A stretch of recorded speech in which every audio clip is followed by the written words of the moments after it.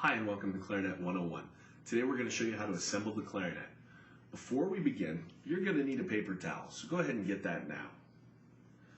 The first step is to set your clarinet flat on a secure surface. I would recommend the floor for most beginners in front of you, where it's really safe. That will prevent any falling parts from getting really damaged. Before we open our clarinet case, we must make sure it is right side up. This can be kind of tricky on a clarinet case, as there are many different case designs. On this case, I have only one handle. It will definitely be connected to the bottom half of the case. Some clarinet cases have a handle on each side, in which case you're going to need to tell from some other method. Another way to tell is that the bottom of the clarinet case is thicker than the top part of the clarinet case. If you have a logo or emblem on the case, it will definitely be on the top. Most clarinet cases will have the latches on the side, or on the front. On this case, they're on the side.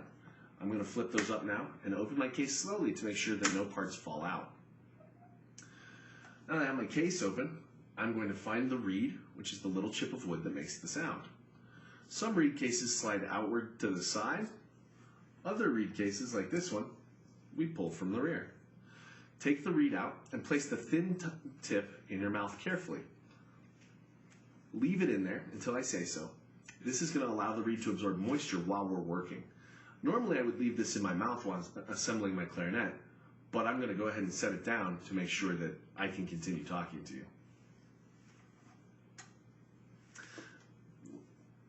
The next step is to grease the corks. I'm going to find my cork grease. It looks like a little bit of chapstick. Trust me, it's not chapstick. I do not suggest you try it. Take the little cap off, place that back in the case, and make sure there's just a tiny little bit of grease sticking at the top. There are 4 corks on the clarinet that we need to grease. These are these exposed pieces that look different from the rest of the black clarinet. Find the smallest piece and apply a small amount of grease to it, like so. Then I'm going to take my 2 fingers and I rub that grease in, just lightly. It's very important that we use a small amount of grease, as we'll be doing this every time we assemble our clarinet, and we don't want too much grease to build up. I'm going to find the next piece and repeat the process again, applying just a small amount of grease to the clarinet cork, using the same 2 fingers to rub it in, making sure it applies to the entire cork surface. Then I'm going to take those 2 greasy fingers, keeping it away from the clarinet, apply a little bit more to that side, and rub it in, all the way around. I'm going to set that piece back in the case carefully. It can be difficult sometimes to hold the grease and the clarinet, but with practice it will become easier. And then finally the last piece, the same process. On that piece I put a little bit too much on, so what I'm going to do now is I'm going to take my greasy fingers and my paper towel. I'm going to rub my fingers on there. I'm going to wipe the excess off with my paper towel so that it's not too greasy. Set that back down and place that piece back in the clarinet case the way I found it. I'm going to then cap my cork grease and place it back in the case. We're going to take the smallest 2 parts of the clarinet first. That's the mouthpiece and the barrel. These only fit together one way. If I put it together the wrong way, it's very loose. It doesn't really fit correctly. It should be a fairly snug fit that requires a nice light little twist together. If you need help, your band director can help you, possibly to show you how to fit those together without forcing it. On this mouthpiece I have a cap, a plastic cap. It may be silver. We can remove that and place it back in the case. We will not be needing it just yet. Once I've made sure that my mouthpiece is firmly connected to my barrel, this little ligature part, we need to loosen these 2 screws on the side like so. We don't have to loosen them too far, just a couple of turns each. Then I'm going to take my left hand, my non-dominant hand, and I make a gun. This allows my thumb to be free to move the ligature up and down like so. We're going to slide the ligature way up, creating space in between the mouthpiece and the ligature. This is the point where I take my reed out of my mouth. There's a curved side of the reed and a flat side of the reed. The flat part of the reed lies flat against the flat part of the mouthpiece, covering the mouthpiece hole. The reed does not sit down in the mouthpiece in any way. It's going to lay flat between the ligature and the mouthpiece. Holding the reed from its side, never touching the tip, which is very fragile. holding it directly from the side like so. I'm going to slide the ligature up and the reed in between the ligature and the mouthpiece. And when it's all held in place, I slide the ligature down with my thumb to keep everything firm. Now I can adjust my reed and make sure it's aligned correctly. The tip of the mouthpiece should be even with the tip of the reed. The side should be straight and the base should be straight as well, with the ligature line being well below the little U shape in the wood.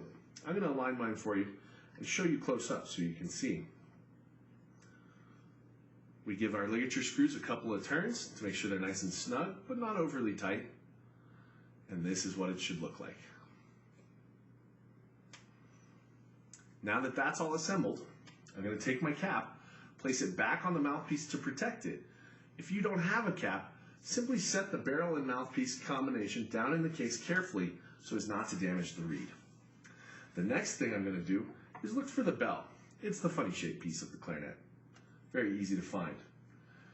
The piece that connects to the bell is the longer piece that only has one cork attached to it.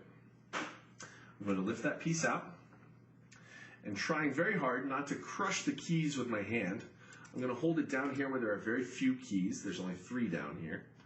And I'm going to hold it tightly, but not too tightly. I'm going to take this part of the bell, apply it to that cork, and twist and wiggle it into place until it's very snug and all the way in there.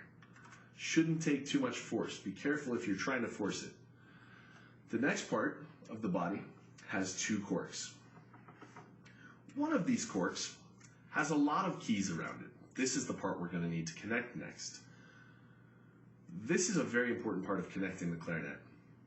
If I simply place the clarinet and do the same process of fitting it together, there's this little tiny tab under here that will hit this little tab on this side. And that can create problems. So what I need to do is, with my left hand, I need to push this lowest ring key right there. I need to push that down with my thumb. That causes that tab right there to lift and get out of the way of the other tab. And now I'm going to wiggle and twist that into place and release it. Now the majority of my clarinet is assembled. Now I'm going to set it in my lap, grab the barrel and mouthpiece, which I already assembled, and very carefully wiggle and twist those into place. Now, the mouthpiece should line up, the reed should line up with the register key, should line up with the hole, should line up with this little thumb rest right here. All of these things need to be in a nice straight line in order to play correctly. And now I'm all ready to play. To disassemble the instrument, we're going to do the exact opposite procedure. We're going to take the mouthpiece and barrel off in one piece. I'm going to place my cap on top to protect them and set them in the case. I'm going to separate these 2 joints in the same way, depressing that same ring key right here with this left hand. Wiggle and twist apart, set that back in the case. I'm going to grab the bell, keeping my other hand in the same area of these 3 keys, and twist that apart nice and easily. Place the bell back, and finally the body. The clarinet can be kind of hard to tell how it all sits back in the case, but it only fits in there one way. So make sure everything sits down in there nice and evenly. Then last, I'm going to take my cap off. Doing the reverse process, I'm going to unscrew my ligature here. Slide the ligature up with my thumb, freeing the reed. Grabbing the reed from the side, placing it back in my mouth where it is safe. Now again, I'm going to take mine out and set it down so I can keep talking to you, but yours should stay in your mouth at this point.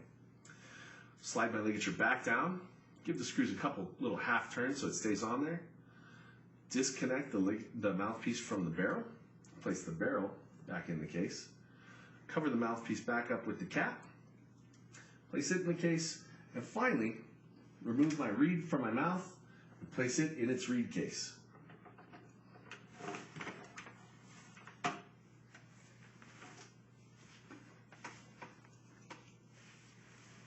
You have to be very careful with this step, as it's very easy to break the reed at this point. If I miss the reed case, I could split the reed in half. I want to slide it in nice and easily, place that back in the case. Then I close my case, and the lid should sit nice and flush without too much effort. If you're having to force your lid down, chances are one of your body pieces of the clarinet is backwards or in the wrong spot.